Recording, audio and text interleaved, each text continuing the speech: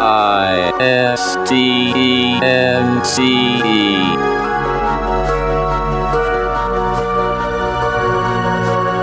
world filled with conflict, in a universe comprised of differences, there's one thing that absolutely everything shares in common. We all exist. Including two guys named Jack and Michael, who like to chat about that very thing over a good cup of coffee. Let's pay them a visit, shall we? Existence Brewing.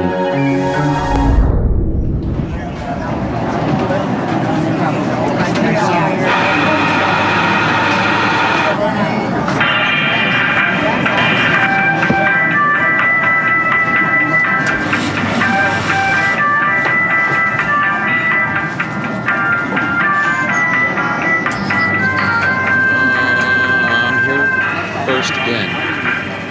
I don't know that I like being first. I know most people like being first. We're taught to be first, but I don't think I feel comfortable being first. I think I feel comfortable being more LA, casually tardy. Makes me feel more important, like I've been doing something. I think I'm going to show up especially late from now on. Oh, look! Here he is now. I just got here. I'm out of breath. Oh, man. I almost got hit by a car. Saying, I'm out of breath. You almost got what? Yeah, I almost got hit by a car on my way here. Almost got hit by a car. Oh. I say almost because my mom always taught me to be a defensive driver. Right. Well, yeah, better than an offensive driver. Well, you always have to expect the unexpected when you're behind the wheel of a 1-ton automobile, right? Yeah, and that is true. Just because you know the rules of the road doesn't mean that everybody else is going to follow those rules of the road. And I find that in our distracted state that we're in, with our million things going on in our cars, that people aren't as good with the basics anymore. Have you noticed that? Like, just even like the four-way stops. The four-way stops are, let's not even get started about the roundabouts, but the four-way stops. I think people are so used to traffic lights that they forget what it means to stop at a stop sign and yield to the person on the right of way, or in this case, the person who assumed just because they were on the right that they had the right of way, even though they clearly didn't, and decided to lay on his horn right as and then of course, go forward as if he was going to go out into the intersection. I don't know that I can't really tell if he didn't see me or if he just wanted to prove a point after the fact that, he felt that he was wronged in my going through the intersection. But, I kind of feel like it could have been either or. Well, you're allowed to pull a, what was it, a midnight cowboy? I'm walking here. So you're allowed to do that. I think in most states that's the law. So well, and when you're driving though, like I would hate to just stop my vehicle and then perform some kind of an expletive, because that's usually not my style. I'm usually more of the that guy's really angry. You're just more of a gawker. I wonder why he could possibly be so angry. And I'm also one of those people who, when people like to get animated, I just kind of wave and smile at them. Well, good on you, because I'm filled with animus when I'm in a car. It's like the ventilation shaft of my life. I was thinking about that today, actually, as I was having a calmer moment in my car today while there was a vehicle traveling vastly too slow in front of me. But of course, it wound up being this salt of the earth looking old woman who could barely see over the steering wheel that was inching along. And I just thought, okay. Because that's always what happens to me if I'm raging and just get absolutely out of control. is then I finally get up there and you get a look and I'm like, oh my God, it's a 90-year-old woman who looks just like as sweet as can be and looks lost. But she probably shouldn't be driving. Well, that aside, I mean, it's still just like you would never have done what you just did in the car to her face, the poor dear. No. So it's, yeah, we get behind the wheel of that, 3-ton steel. Well, steel shit. They don't make it out of steel anymore. What am I saying? If you drive a Ford LTD, it might be steel, but you got to change that line. Aluminum alloy. I don't even think it's aluminum. I don't think it's metal. I think it's all plastic now. But no, but like you ever the engine block on a Yugo? You ever find that where you're just kind of, I don't know. I think it's different for everybody. I know my wife is very animated. She will lay on the horn. She will let you know that she has been wronged in some way. Mm-hmm. I very rarely will ever use the horn. Well, don't drive in the South either. That's the best thing I can tell anybody. If you want to improve your chances of living another day to spend with your loved ones and contemplate this reality as we know it, just flat out stay out of the deep South and do not drive. I've been flashed a gun before on the highway, and not surprisingly, that was when I lived in Cuckoo Land, Northwest Florida, in the deep South. I was road raged daily down there, though, on US 90. I mean, I remember my favorite one, because I got such a big kick out of it, even though my heart was going a million miles an hour, was something happened, and it's always just like, what? Okay, so the guy cut me off, I cut him off. I have no idea. That's just it. I couldn't even tell you what happened to this day, because who cares? It's so inconsequential to the rest of life. But something happened on the road, and he wound up in front of me, and it pissed him off. And I want to say I was jawing him, but not flipping him off or anything. But he could see that I was like, chewing some cud back there. And we came to a light on the highway, and he got out. And I immediately leaned back and went, okay. I surveyed the cars around me and the cross traffic and said, you need to figure out an evacuation route immediately if you have to hit the accelerator, or you're going to have to run him over. Because if he pulls out a gun, and remember, you're in Northwest Florida where that's more than likely, if you want to protect your own life, you may have to hit him. And then they're going to have to come and sort it out. It's going to be a big mess. But so this Tater gets out of the car, and was that his name, Tater? They're all Tater down there. All the guys look like Taters, most of them anyway, and I know the people there are fine people. I met some wonderful people down south, including my ex-in-laws. They're all just fine. They're just doing their thing. But admittedly, I was out of my element as a Yankee down there. So this man gets out of the vehicle. The man gets out of his car, and the reason I love this story so much is because before he flips me off, he assumes a Tasmanian devil posture. Blech. That posture where the upper arms are straight out and then the forearms are straight down. Yeah. And then there's a squat. There's a legs apart squat. He did that. He literally got out and went. He gave me the Tasmanian devil, and then he proceeded to give me the double barrel salute and spit. And then he got back in his truck. And then the light turned, and then we proceeded on. And what I also loved was the reaction of everyone around me as though it was so normal, and the fact that whatever this man was so heated about, they were pissed at me. I mean, when I looked around going, is anybody seeing this? Everybody was giving me the yeah, we saw it, and this son of a bitch, you messed, this. It was just like, he's the one acting like you really did him wrong. He's stopping traffic right now on the highway. He got out of his car. So did he brandish a firearm?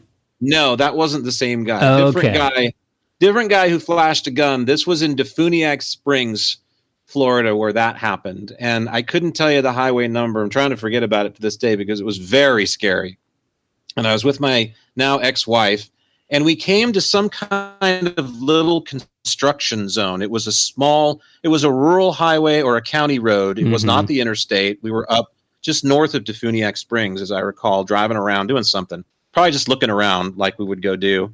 And there was this little merge that was created by some road construction. They were working on a stop sign or some kind of thing like that. Well, excuse me, but this hick hillbilly dumbass in his truck, as usual, with his gun rack in the back and, the whole Dixieland display on his rear bumper, he almost hit us. He almost sideswiped the rental car that I was in, because this was back before I had lived down there briefly and we were just visiting. And so he almost sideswiped the rental car, and it's just a reflex from back home where we actually honk at people when they almost hit you. So, my God, I'll tell you, I have never seen a human being so irate in my life as this gentleman became. It was scary. And the middle fingers and the shaking fists and the red face profile that was in this, how trucks are, you can see through that little window that's in the back. And then, the bed is there. And then you can kind of see him even in the rear view. And my, wife at the time was just like, what do we do? And I said, we're just going to just follow him. I'm not going to pass him, obviously. We're not going to pull off the road because that's dangerous. We don't know where we are. We have no idea where these roads go. There are no roads to take at this point either. We're just going to let him have his fit, and he's just going to calm down. And, I didn't know what else to do, because the only other thing we do is just turn around. And that's actually eventually what we had to do, because the fist shaking and suddenly became a pistol. And he reached down, and it happened so fast, because as soon as he made that motion, I knew. And so I started tamping the brakes, and then the clenched fist came up, and it was brandishing the firearm like this. And so I just tamped the brakes enough to sort of do an intermittent stop. And then he kept going, and then he actually hit the brakes, and that freaked me out, because I don't want this guy behind me. And so I waited until he actually started moving again, and then I whipped a Yui, and we went back several miles and just sat there and waited until there was some distance. I think we even took a different way. I don't even think we went that way anymore. So he ruined the route that we had planned to take, in essence. But yeah, that was scary, because it's happened to me. And I almost felt like we didn't report it, but I almost felt like if we had, and even if we had gotten a response from the sheriff, it would have been the same thing that I experienced on US 90 that morning when the guy dropped the Taz turd on me. He probably would have been like, well, why'd y'all flash a gun at you folks? What'd you do? I'd be like, that's really not important. What did you do to him? What's important is the man had a deadly weapon in his possession, and he was waving it as though I can use this if I want to. And you're asking me what I do. I mean, I can only see it now. So, even for being the one that loves to be connected and have the downloads and listen to the universe, I'm admitting right now that connection is completely unplugged a lot of times when I'm in my car. I mean, it is not a Zen space for me at all. And I really do work on it a lot of days, but then there are others where it's gone. And I think that's the part of it that I would say from the spiritual aspect. And people say, yeah, spiritual aspect of driving. Well, there's a spiritual aspect to every single thing that we do while we're here, because it's always with us. And so I think it's the times where we find ourselves doing things that are the most disconnected from the progressive spirit world, from the light, basically, that need the most work and that really kind of need the most attention shown upon them, because, after all, it's a problem area, and I've admitted it for years. And, Maddie will admit it too to you. I'm terrible in the car. So we both have something to work on when it comes to that, even though we're very spiritually minded people the rest of the time, seemingly. But that's one of those situations. So what is it that happens to people in general, or especially like us, who, gosh, most of the time you're such a level-headed person, you'd never start a fight, and you'd never get angry, but in the car, it's a whole different thing. Well, why is that? And the best thing I've been able to come up with is that it becomes a default space for catharsis, that it becomes an inappropriate venue for venting aggressive thoughts or feelings that you have about other things in your life, because you're not really worked up about what just happened when you got cut off, or that you do that. It's kind of like an online chat room, right? People who would probably not write the things or say the things in someone's physical presence have no problem just venting and going off on somebody online. And I think it's also a mind rut that you get into. So you have gotten into this habit of having a certain mind space behind the wheel. Some people have gotten into the habit of having this mind space behind the keyboard to where it's like, that's not who they are, but that's who they want to be in that situation. And it's toxic. Yeah, it is. And so I don't think we can say all these things about psychology and what it tells us. And I'm sure a lot of that's true. It's like putting on a big suit of armor. You feel like you're, again, invincible, impenetrable. I'm in my steel cage. I'm going to ram you. But all that aside, again, there's a spiritual aspect to all things that we do and all things that we encounter. And it's always scary to me when there's something that's part of our daily routines, especially that makes us lose sight of that it interrupts that connection, and driving is one of those things that can. I'm not saying that I'm, just an absolute motherfucker in the car all the time. I mean, I have my moments where I'm okay and I understand, and I really feel like I'm a very conscientious driver, but this is where one of those general aspects of my personality, my disposition, carries over into the car, because one of my triggers, as I've discovered with just people in general, is people who are not cognizant of the fact that they share this planet with other people, and they absolutely act like it. People that don't, that slam the door in your face when they're right behind you at the store, and they're not, power doors, obviously. People that don't pull all the way up to the edge of the box for a parallel parking space, or back up to the edge of one so that it maximizes the space in that kind of stuff. If you're not doing it, I can't stand you, because you are not conscientious of other people. And these are very basic things to me that you should do. And so when you're on the road and you see this in action with people driving, the irritation, that's where the real chords of irritation get strummed. That's where the plangent sounds can come out of me, because somebody is thrumming, a part of me that's like, oh, you son of a bitch, how dare you? What a thoughtless bastard, selfish fucker. I'll tell you, I remember one of the angriest that I got recently was over the summer, and there had been a fire. There's a major intersection that's on the east side of one of the two bridges where we live. And it was a busy time of day for traffic. And there had been a brush fire right above the intersection.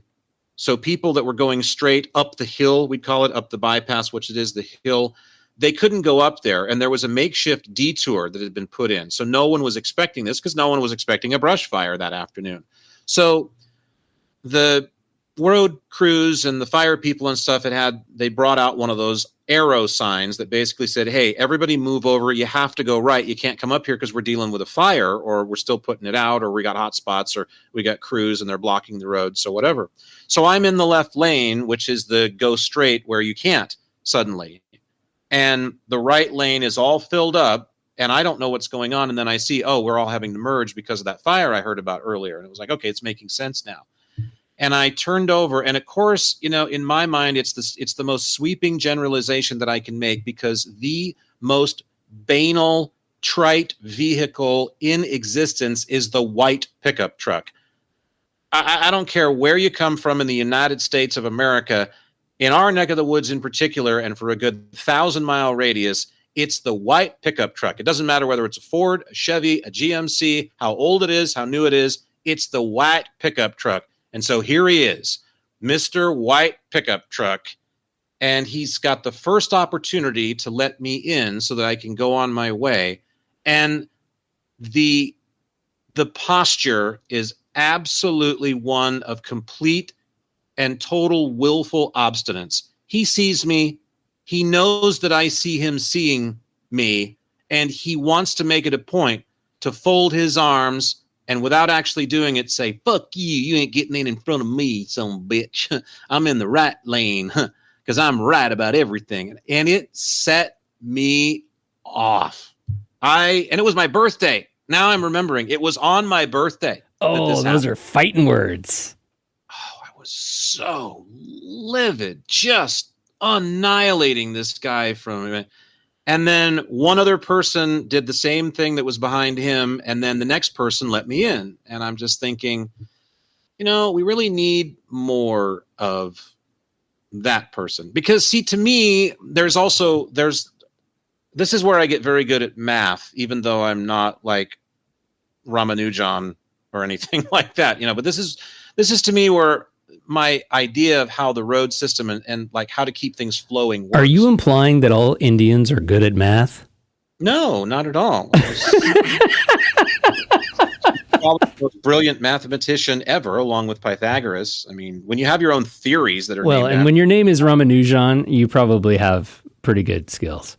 But seriously, when you come across a situation like that, where one lane is choked and the other lane is the merge lane, if every person in the lane that traffic needs to merge into to keep flowing would just let one person in, just one. It's like, okay, I'm letting you in. Now nobody else. I keep going. You in. No.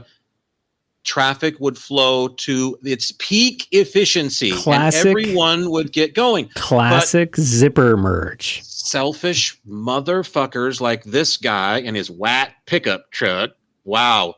Wonder why you're driving that. Could it be because it's the color of a sheep and all of your fucking buddies drive one too? It just drives me crazy. So it's just, but no way it's happening because, see, that's empowerment immediately. And that's what that whole, flexing his Popeye the Sailor Man guns in the window while he's holding the steer wheel and wanting to flip me off like, hey, yeah, you ain't getting in and I'm going and you're not.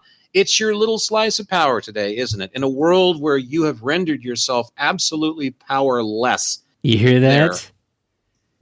It is the sounds of freedom. Don't tread on me. See that, mister? That right there is freedom in action. My freedom to go before you because I'm in the right lane. That's why I vote for the right, and I'm a righteous person, and I'm right about everything. It's like, yeah, you in the right, I swear. And that doesn't even matter. I hate to even bring that up, but that's what he's thinking. Yeah. I don't know. It's so anyway, there's a spiritual aspect to everything. So no matter how, mindset, spiritual energy to everything. And so no matter how silly it might seem when you deal with things that rile you up or that, that roil your energy and get it to a point where, because it doesn't feel good to be like that. It makes my blood pressure go through the roof. I hyperventilate. I get pressure in my face and my eyes. I start getting a headache. It feels awful to be angry like that. So mad and just filled with aggression, to the point that it's physically spilling over.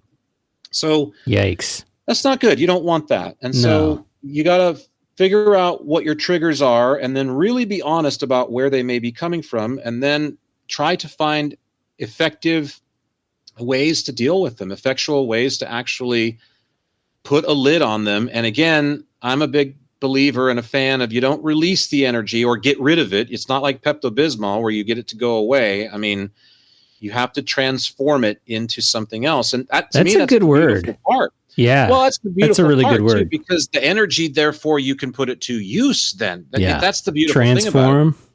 Vanquishing something entirely or nixing it altogether, I mean, that's great, but then it's just gone. This is a case where you can actually transmogrify the energy into something that is useful for you. So that is alchemy. That is an art form. And so that's what we need to do with the energies that we don't desire to have in our personal space, is learn how to not only control them, but then to change them into something that suits us better, that works for us. It's kind of like that white rapper you and I were watching on YouTube that one day when you were hanging out at my house.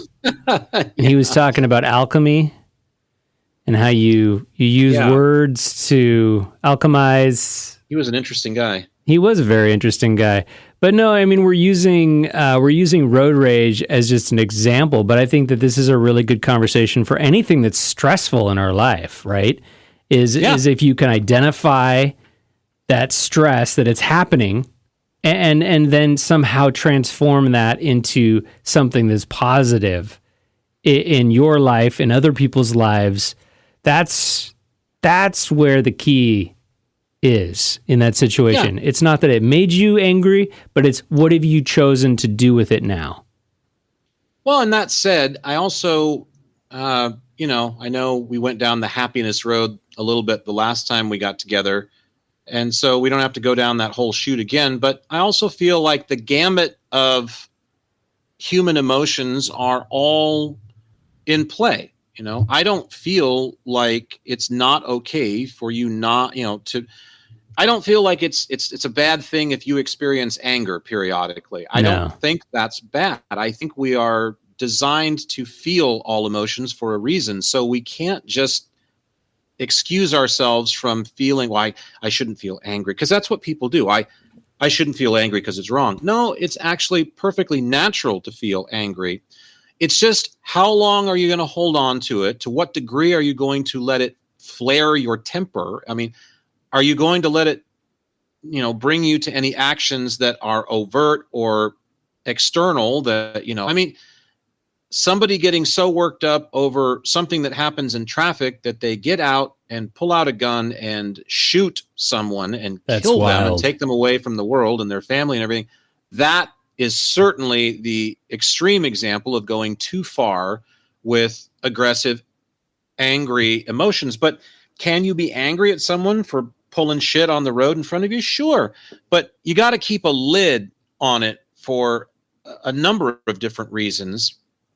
And one of them is going to be your spiritual well-being, because you just can't get, again, too far away from the light.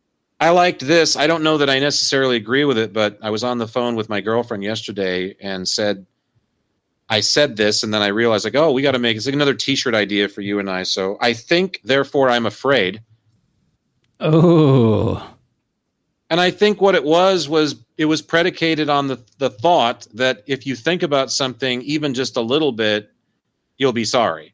And so the thinkers of the world are really on the outside, especially the way things are right now in our society. Like if you're not knee-jerk emotionally reacting to everything you see on TV or that's happening, and you're actually sitting and contemplating this in some way, you're in big trouble. You're afraid. So it's sad, but it's true.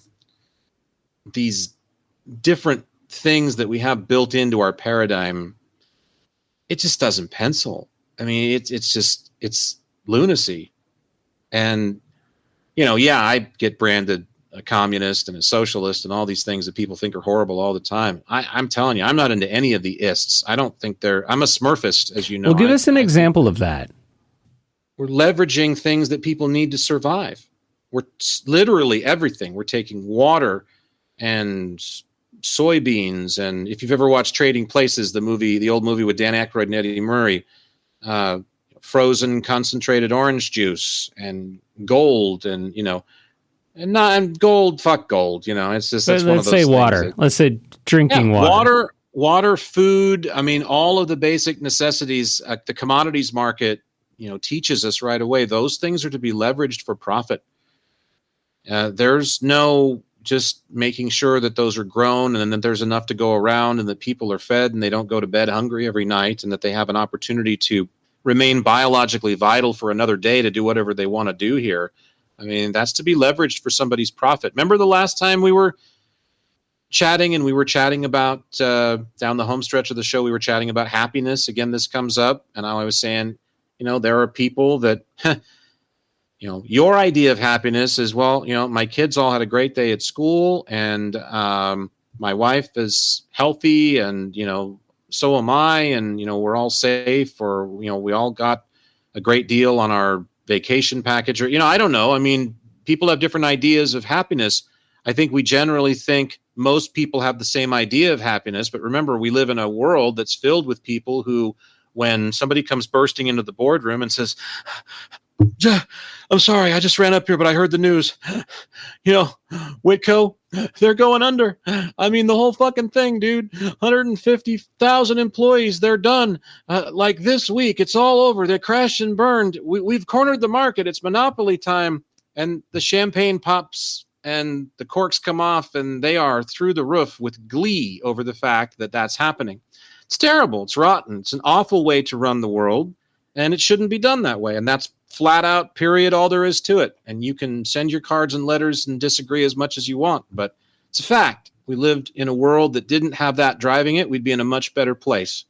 And we wouldn't have nearly the number of problems that we do right now, because it wouldn't feed an individual mentality surreptitiously that says that's the way you should be, because that really is the little insidious message in our society, isn't it? That, well, yes, we should all be together and we should all love each other and we should all help each other. But if you have the opportunity to slip away and do just a little bit, if not a fuck of a lot better than the guy next door, and go to the hill so you can escape this nightmare that's down here, you should probably do that. That's really the best thing, is to be your own little king up there and wall yourself off.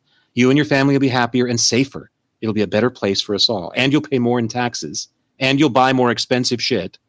It's kind of like, I mean, come on, we can do better than that. There was something that I wanted to. Do you have any other shots of wisdom that you want to throw at us? No, we can just. Okay, because there was something that I wanted to interweave into this, because there was an article that I ran across about e-waste. And you've heard about e-waste? Oh, yeah. You were telling me you wanted to talk about For those people who don't know, e-waste is essentially the byproduct of our technological age. So it can be anything from an old microwave that doesn't work anymore to the cord that you throw away because it doesn't charge your iPhone anymore, or let's face it, the iPhone itself, you just throw it away because it's old, right? I mean, technology is evolving at a pace that is exponentially higher than the lifespan of the item, right? So as soon as they give you something, it's obsolete practically. Right. And so, there's a new this, there's a new that, whatever. The new things keep getting created. Well, there is this giant problem that is starting to brew. And I was kind of thinking about this when you were talking about it, in terms of like kind of out of sight, out of mind in these developing nations, where you were talking about, like we take something like clean water and maximize it. Well, the e-waste has started to kind of show that it's starting to burden these third world countries. And there's this e-waste that's being exported out of the United States and being sent in cargo containers. They send the cargo container of the new shiny iPhones, and we send them the cargo container filled with old refrigerators and whatever of e-waste. And there's a estimated 62 million metric tons a year. And that is not just from the United States, that's actually the world. And it's thought that it might actually reach 82 million by the year 2030. So, it's kind of an interesting thought, because you've got this technology that for a lot of people, I think, when something breaks, you just go, well, what are you supposed to do with it? You can't just like keep it in your living room. You got to put it somewhere. And for most of us, it's just, you just throw it away. And for other people, it is that they, go to some e-cycling or e-recycling. Well, what happens is that they go through these massive piles of refrigerators, and they take out all of the, stuff that they want to recycle, and then the rest of it gets thrown into a garbage container and gets flown over to, or gets shipped over to Southeast Asia. And so then you have a concentration of all of these toxic substances. And so Southeast Asia is going, no more. We got to come up with a new solution to all of this. I wish I could remember the video. I'll see if I can look it up. But I watched a presentation on YouTube about garbage, not just e-waste, but garbage in general. What happens to garbage? And they did it. It was very well done. It was very well written. It was not political in any way. It was very non-biased. It was very straightforward. It seemed to be just purely, this is what's going on. This is the state of what happens to your garbage. And it wasn't all bad news, although a lot of it wasn't the best news, as you can imagine, when it comes to product waste, when it comes to the plastics in the ocean or whatever. Yes. I would highly encourage, like I said, I'll see if I can discover, it should be in my cache, so I'll go back and specifically recommend that video. But it was an extremely good watch, because they started with a soda bottle that someone throws away on the city streets, and they said, okay, here is the potential pathways for what is going to happen to your soda bottle. And they go through the different forks in the road for that bottle from that point. And they get into the recyclable market, and they get into the plain old waste game. And it was fascinating. So, yeah, I mean, I'm still not... well, it's just, it's a material world. And so... of toxic chemicals.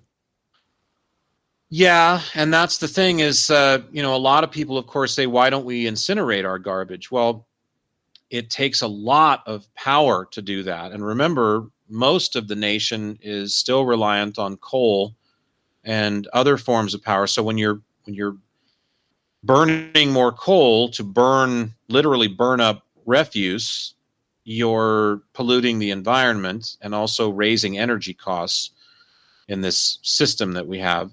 And then the burning of waste obviously produces a discharge of its own. And some of the stuff that is burned up is terribly bad for the environment, even, if it gets in there accidentally. The people this is another place where AI had come into the fold too, because these sorters that they've had at the recycling plants in particular, and some of the garbage plants for various reasons, they're getting help now from a scanning device that can actually recognize what the different forms of waste are and help to indicate that so that they can be separated accordingly. And so it's vastly improved the accuracy rate of the sorting lines in some of these places. Anyway, there was a lot of really good information there, and yeah, it's a huge question. The amount of waste that we generate is staggering. It is, and I don't know that, like, one of the things that I wanted to bring up too during this, and this is one of my reasons, is it's not like I'm saying that that these companies have been kind of swindling people with this idea of recycling, and then they turn around and just put it on a boat and send it somewhere else. But I think that, also part of this technological progression that we find ourselves in is, okay, yeah, let's say a recycling company says, oh yeah, we can take the following items, but who's to say that the following items, whether they're TVs or refrigerators or microwaves or whatever, they can salvage certain components, but then who's not to say that that the capacitors that they decide to use one year or that they change to aren't going to be more toxic in the future. And I think that there's almost kind of like an educational component that these even recycling companies don't fully understand when it comes to new technologies and, even like things like, for instance, fiber optics.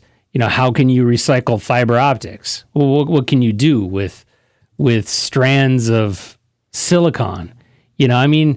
I think that there's just these new advancements in technology to where, people probably, as soon as they did, they have a use for it or a reuse for it, something changes, and before you know it, they're making these with new materials. I think we brought up greenwashing on the show at some point here recently too, and that kind of, they got into that. Greenwashing is the practice of making something sound, products and services are portrayed as more environmentally friendly, or sustainable than they actually are, because the recycle thing and the green. I know, the whole renewable energy thing is really hot right now. But there are some tremendous drawbacks to wildlife from some of the more popular forms of renewable energy. I wrote a piece, and it was just a quick piece. This has been months ago, but we have hydropower in our regions, and I used to have, prior to this article, a pretty good relationship with the public information officers at both, but they're so brainwashed and they make so much money every year, because I wrote this article about how many fish.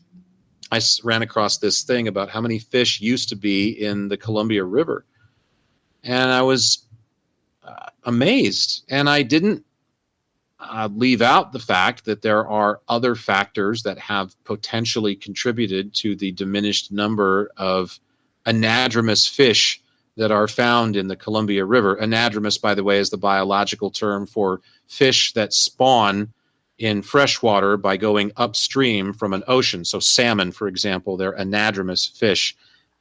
Fish who do the opposite are called catadromous. And again, this is all great to learn, because that's why I love to write, is you learn these things, and thankfully I've retained that much. But they immediately jump to, wait a minute, did he just say fish and river? Who sent you? But the dams are a major culprit of why. I mean, you're literally impeding with a gigantic concrete grinder, because the fish go through the beltways and they're ground up on their journey, and they're scarred. I mean, the ones that make the ladder now they're dinged. And hydropower is not considered a renewable energy source either. No, it is not. And it also, although they've, I don't know with 100% assurity on all this stuff. And of course, anybody that's into hydropower is going to take me to task on it full on, because they're convinced that it's God's savior for everything, because those people are brainwashed. And so anyway, I just wrote this article, and I literally said, without saying as much, I'm not attempting to bash hydropower. We receive a lot of benefits from it as a society. It's cheap. It isn't officially considered renewable. It's better than coal, or seems to be. Yeah. I mean, so I really was quite kind overtly to hydropower. I was fair with it, at least, but I did basically say, look, there's no question that for whatever reason, and it appears to be right about the time the dams started springing up, there are vastly fewer fish in the rivers that are returning than there used to be. And God, the one PIO at one of the local public utility districts just absolutely took me to town on that, called me, and I don't use the word offended very often, but I was offended. I was just like, man, you got some nerve. And by the way, you need to pull your head out of wherever it is. You sound completely brain duped. Like you work for, like what is wrong with you? You've got to have some kind of objectivity in there where you can separate the hard truths of the folks that you work for from the hard currency that they pay you to tell their side of the story, and only their fucking side of the story. You've got to wake the fuck up. Well, yeah, somebody got to her. And everything, and you've shilled out, and it's quite obvious to me. But anyway, all that aside, there's a staggering number of fish that we lose because of the dams. And same thing with wind and solar with the avian life. I know I have read that those solar arrays out in the desert, especially the larger ones, wherever they may be, they're so hot near to, especially, within a certain 100 so on many feet or yards radius of that, they burn up thousands and thousands of birds every year, because the birds just unexpectedly fly across the path of these things, and they immediately incinerate. They catch fire instantly. They're so hot. Yeah, they're prettier to look at and more majestic, I guess, than the big giant power towers that are out there lined up, the ones that run from the dam and stuff that we have around here. But hey, they still carve a path through the air. I mean, they kill hawks and eagles, and because they don't look like they're spinning that fast, but they are. And if you're a bird that again encounters one of those turbines, you're in trouble. So yeah. So there's no 0 point energy is really the big fix. And of course we're told that Mr. Fusion from Back to the Future is the stuff of science fiction and Marty McFly movies. It doesn't exist. I would tend to disagree based on some of the evidence that we've seen and heard from certain witnesses that have been in what they would call the black tech sector, the stuff that's been black shelved because they have it and they're keeping it and they're not releasing it. And why would they when most of the world's economy is beating to, it's marching to the beat of the status petroleum quo industry still. Well, yeah. And I think that there's a tendency, and we're not trying to say that we have the answer to, green energy or brown energy or purple energy or whatever. But I think there's also kind of a tendency to just kind of say, well, this is the status quo and this is what people are living with. So it's okay that there's a certain amount of people in this earth that have undrinkable water. There's a certain amount of people in this, world that live in hyper pollution, and then that's just okay. And I think, just this article alone of all of these discarded toxic chemicals, quite frankly, going to Southeast Asia in a country that probably does not have the same type of equivalent to EPA regulations that we have for our rivers, streams, and fields. So, as long as it's over there, it's okay. I don't know. I'm convinced. Yeah, I'm convinced that this is why the aliens aren't going to let us out of our own solar system, is because we haven't figured out the answer to these very tough questions. The thing is, we're a long ways away from getting let out of that cage. But we're also always, every single second of every single day, right there, right on the latch. But we have to do what's necessary, and it's the same. It's the same message that's been brought around by so many of the what we call the great prophets that inspired the world's great theologies. It's the basic stuff. You've got to care about each other, and you've got to care about the world that you've been given to care about each other within. And it's just that simple. And as long as you do that, you're mindful of yourself, others, and the world around you that we all share, you got a great thing going here. But it's just not the way that it works. And what you said a second ago about, and you're taking on one of the guises of them, the they. And of course, that's one of those things that everybody loves to, all of the people that are in a position, that's the latest one, that they all want to make you feel like a fool for saying, oh, he's a they person. Hey, there's a fucking they, okay? There absolutely is. And they know who they are. And you probably know where they are, but you don't know who they are because they hide, because they're like Oz. And they have their political figureheads that they run on stage and puppeteer because somebody's got to take the shit for this and be responsible for that. But the theys are out there. And so that's exactly what you just became when you said, well, there's a certain amount of collateral damage that happens when you set up a system like we have here. Quo. So we just have to, obviously, some waste that escapes the repository system that we have and actually pollutes some of it. So it's just going to happen. It's natural. And yet, isn't it interesting that it's never to you? Yeah. And isn't that always the asterisk we have to put, is that it's never you, the person that's in the position saying that is the one that has to live with the state of the filth and the pollution. And what do you think the aliens are saying? What I think they're saying? Yeah, they're like, oh, look at them. They're so primitive. About humanity? Yeah. They create these little devices And I can tell you this much. Feeling like I come from a different world, being that, person that feels like he's a star seed. So seed the us. one that all the Lay the seed the on one us. that all the people that think, oh, that's a bunch of horse shit, and he's just a separatist bastard who thinks he's better than everybody else. That sort of thing. So yeah.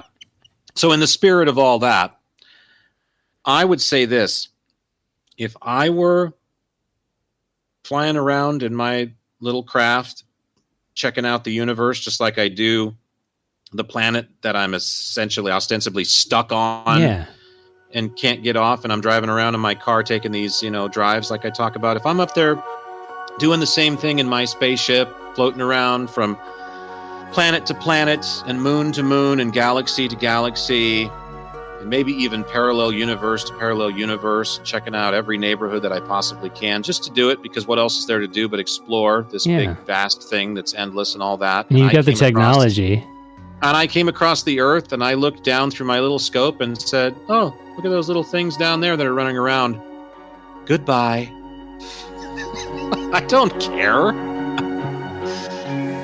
You got your own place in it, man. You're like, what do you want me to do? I mean, that savior complex thing that we have as a society is trouble, because it gives us license to say, well, everything will be okay. And here's the thing.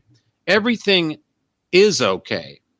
I mean, if you want to get right down to it, the sad part about it, I guess, is that everything is okay. No matter how horribly rotten, terrible we treat each other and the planet, everything will be okay, because there is a lot more to existing than this. This is only one little form of existence, one little game that we've created to play in all of this stuff that we call existence. But why would we want to fuck it up when we have a chance to actually do something with it? Even just to say, you know what? We know that we're greater than this and that we're all eternal, and that, so that's why we didn't want to fuck this up, because it's not worth doing.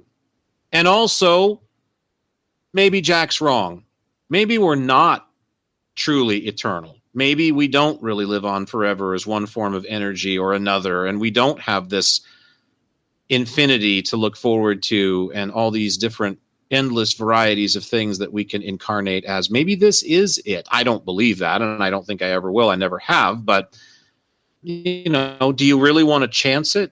There's really no good reason at the end of the day, when you think about it, to behave the way that we do in so many ways.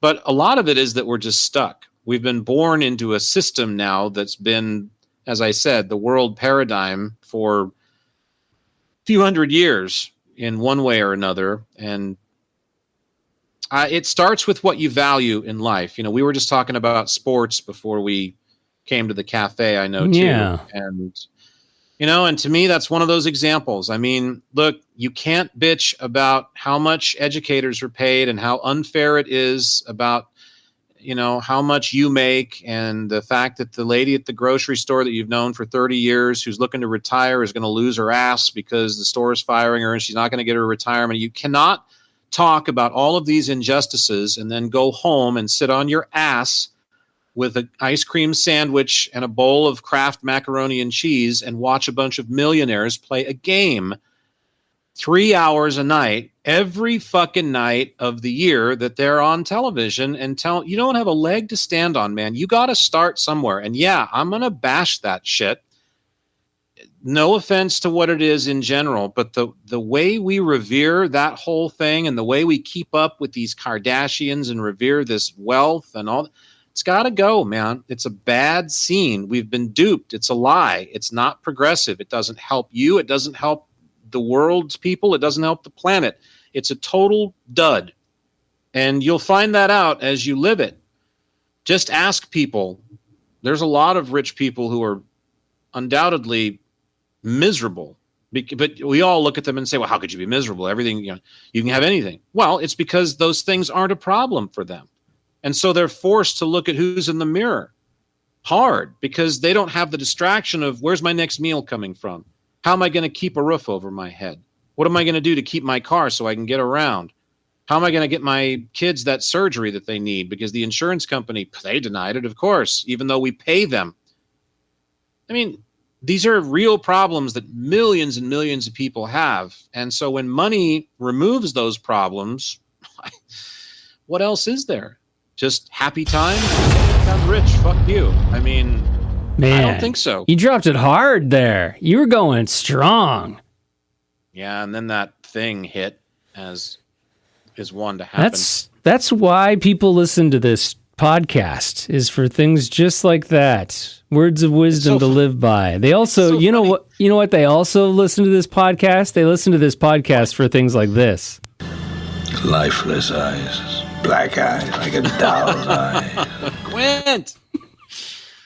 Like so many of the people on the planet right now, is black eyes like a doll's eyes. You know what's funny is I started this has been back when I lived in Florida about 7 or 8 years ago now. Mm-hmm. I started a little blog when I was down there. I call it the Immaterial Witness. It's a clever name, just trying to come up with something. And I used to write different pieces, all kinds of stuff, things like we talk about here. Yeah. 1 week it would be extraterrestrial, or one day it would be, I wrote it daily for a while, or every other day. One day it would be, I'm thinking about extraterrestrials today, so it's going to be that. But a lot of times it was social thinks. It was, and a lot of times they would have a satirical or a sardonic edge to them, because it's really the only way that it makes it approachable without wanting to go outside and jump off of 500-foot cliff. Some of these. Why am I reading this? I remember the guy that was married to my ex-wife's mother. So I guess that would make him my ex-stepfather-in-law or whatever it was. He was one of few people that, because it didn't last for very long. I had a lot of problems down there and I had to get back home again. So I wound up doing it for a few months and was actually gaining some traction. I had some good followers on X, what was Twitter then, for a while, but I just didn't stick with it, unfortunately, and it just wasn't the time, I guess. So anyway, but I just remember the feedback I would get from him when we would go up to their place and visit them in Alabama. And it'd be like, well, I've been reading that stuff you've been writing. And it was like, oh, yeah, what do you think? It's like, well, I like most of it, but I don't like the stuff about our world. And I'm like, what do you mean our world? All that stuff that you talk about when you talk about all the problems we have with the money and the healthcare and the poverty and the imbalance. I don't like that. Reality. I don't like to read those whatsoever. Like, oh, okay. So you don't like to read the real, yeah, you don't like the stuff you actually have to face that's happening. And yet the whole point, the whole drive of the exercise in so many ways is to wake up and become conscious. And yeah, so like I said earlier, I think, therefore I'm afraid, or really more appropriately, therefore I hurt, because it does hurt to realize that you live in a world that's filled with these injustices, and yet you're a part of them. And because of that, you're not off the hook and you have a place in them, and your place in them is to do the right thing. And so you have to do the right thing. You have to become aware of them. And that's part of what my job is supposed to be, is just shining a flashlight and saying, here it is. And here's a little thought just from me for what it's worth about what may be happening, but you form your own opinion. Well, you had another great window sticker idea there too. One finger is on the latch. Just one finger. Isn't it true though? I mean, aren't we always literally 1 millisecond away from changing our life for the better with just the simplest of choices? And yet we don't do it.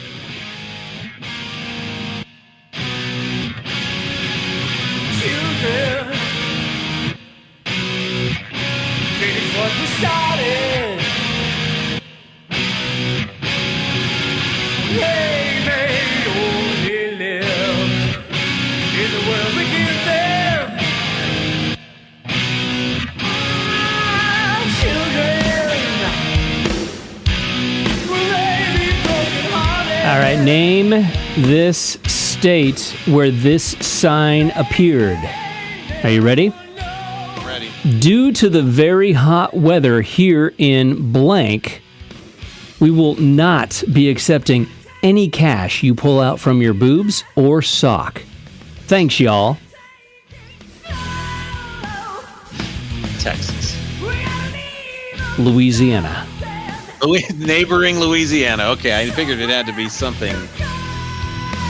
No cash from my tits? Come on, man. I know. That's where the best cash I have come from. In fact, I take all the best serial numbers and I store them in That's where you my keep your numbers. girlfriend's boobies. I keep my numbers in my boobs.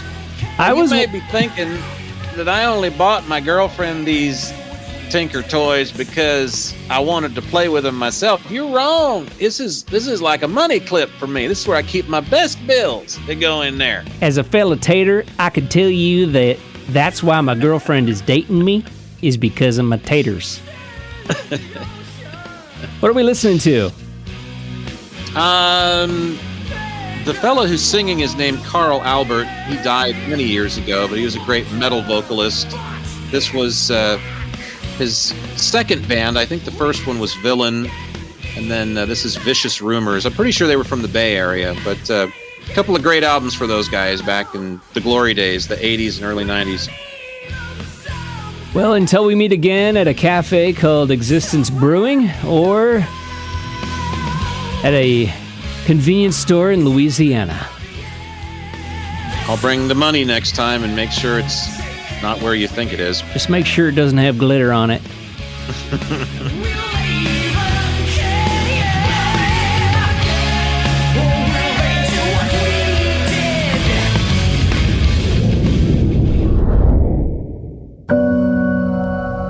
Well, it looks like Jack and Michael have finished up their latest chat about all things existence. But if anything they said got your own existence brewing, be sure and catch their other talks at existencebrewing.com and drop them an email to share your thoughts using contact@existencebrewing.com. Existence Brewing.